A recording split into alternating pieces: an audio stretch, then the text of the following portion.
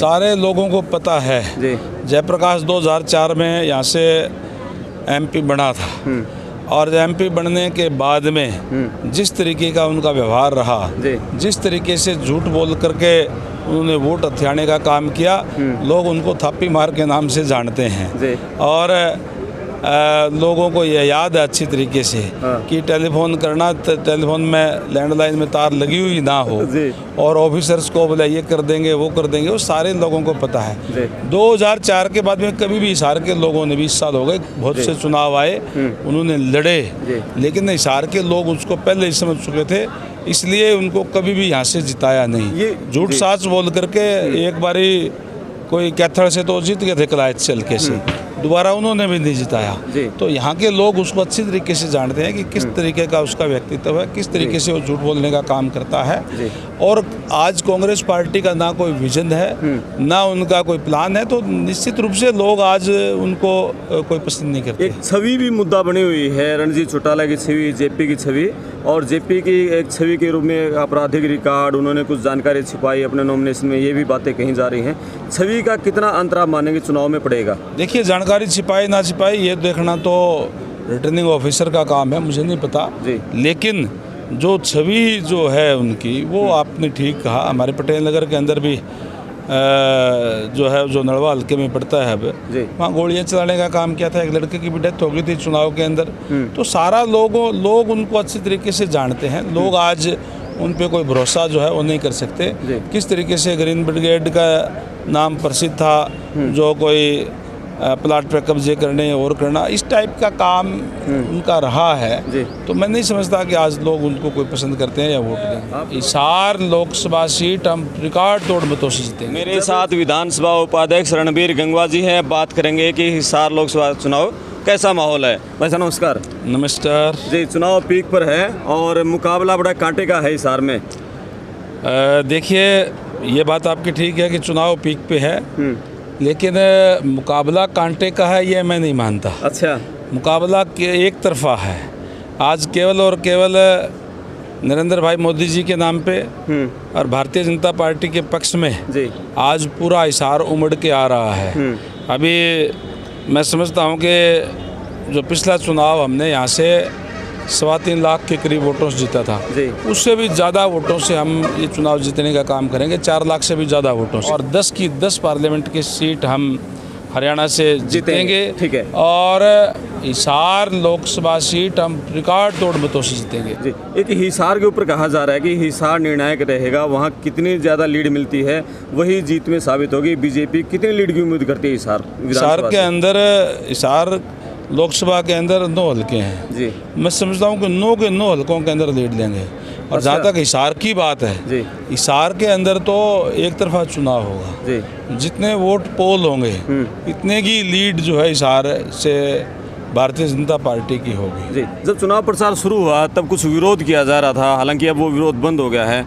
वो विरोध कौन लोग थे, उसका क्या असर पड़ेगा चुनाव में? मैंने कहा ना, जिस टाइप का कांग्रेस का कैंडिडेट है, जिस टाइप का उनका इतिहास रहा है, उन लोगों ने अपने वर्करों को भेज करके भ्रामक प्रचार फैलाने का प्रयास इन लोगों ने किया, जिसमें सफल नहीं हो पाए।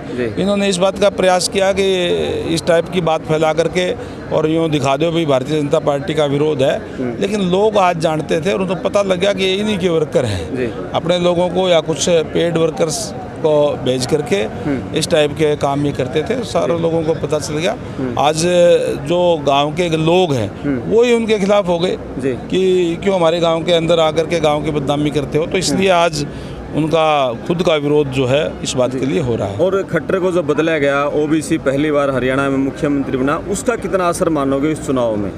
देखिए, भारतीय जनता पार्टी कोई एक परिवार की या एक व्यक्ति की पार्टी नहीं है, वर्कर्स की पार्टी है। और इसके अंदर कभी भी किसी को भी बनाया जा सकता है। आदरणीय मनोहर लाल जी ने पिछले 9.5 साल में जो हरियाणा के अंदर हरियाणा के मुखिया रहे और उस टाइम में उन्होंने बहुत से नई नई चीज़ें लागू करने का काम किया। हरियाणा के अंदर राजनीति के मायने बदलने का काम उन्होंने किया है और अब उसको आगे बढ़ाने का काम नायब सैनी जी कर रहे हैं। निश्चित रूप से एक बहुत अच्छी बात है कि हर वर्ग को प्रतिनिधित्व देने का काम भारतीय जनता पार्टी कर रही है। आज ओबीसी आज हमारा चेहरा जो है वो मुख्यमंत्री है, युवा है और जिसको संगठन का लंबा अनुभव है और निश्चित रूप से उनके नेतृत्व में हरियाणा और आगे बढ़ेगा। जब चुनाव टिकटों की घोषणा हो रही थी और तब आपका भी टिकटार्थियों में नाम था, और जब रणजीत चौटाला जी को टिकट मिली ये कहा गया कि रणबीर गंगवा जी थोड़े नाराज़ हैं, वो दूर हैं, आपके नलवा हल्के से कितने क्या माहौल है? देखिए मन से साथ हैं? देखिए मेरी सुनो बात जी। मैं संगठन का व्यक्ति हूँ, कभी भी मैंने टिकट की इच्छा जाहिर नहीं की जी। पार्टी जहाँ ड्यूटी लगा देती है, हम काम करने वाले लोग हैं जी। और अब ये कहाँ से आप लेकर के आए हैं कि नाराज है और है, डे 1 से हमने काम अपना शुरू किया है।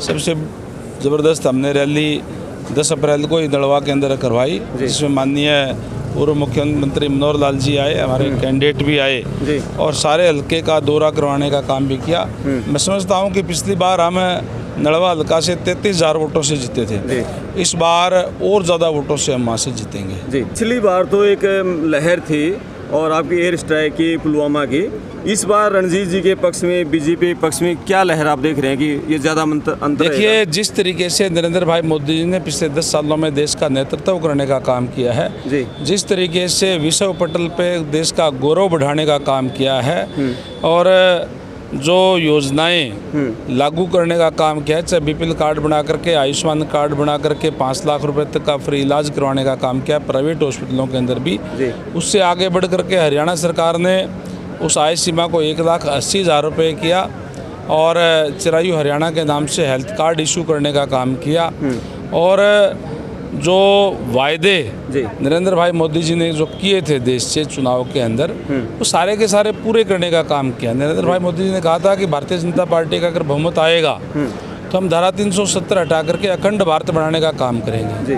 अखंड भारत बनाया और इसी तरीके से राम मंदिर निर्माण की बात, जो राम हमारे आस्था का प्रतीक है, बहुत लंबे समय से हर एक भारतवासी के मन में टीस थी, पीड़ा थी, दर्द था और राम का मंदिर बना करके जहाँ रामलीला का जन्म हुआ हो, हर एक भारतवासी को गौरवान्वित करने का काम किया है। ये तमाम चीज़ें हैं, लोग आज देख रहे हैं कि इस देश का नेतृत्व आगे कौन करे। भारतीय जनता पार्टी का विजन बड़ा क्लियर है। आज कांग्रेस पार्टी या विपक्षी पार्टियों के पास कोई ना प्लान है ना कोई विजन है। नरेंद्र भाई मोदी जी ने जो कहा है वो करके दिखाने का काम किया है और नरेंद्र भाई मोदी जी ने अब कहा है कि जो 2047 आएगा, आज 23 साल बाद में, जब देश को आज़ाद हुए 100 साल हो जाएंगे, तो ये देश विकसित राष्ट्र हम बनाने का काम करेंगे। तो निश्चित रूप से आज पूरे देश की जनता नरेंद्र मोदी जी के साथ है और 10 की 10 पार्लियामेंट की सीट हम हरियाणा से जीतेंगे और हिसार लोकसभा सीट हम रिकॉर्ड तोड़ मतों से जीतेंगे। धन्यवाद गंगवा जी। ये थे मेरे साथ विधानसभा उपाध्यक्ष रणबीर गंगवा जी और इनका दावा है कि हिसार लोकसभा के सभी 9 हलकों में बीजेपी बड़े बहुमत से जीत रही है और रणजीत चौटाला की जीत पक्की है। पड़ताल टीवी पर बने रहें। मैं आपका दोस्त करमपाल, धन्यवाद।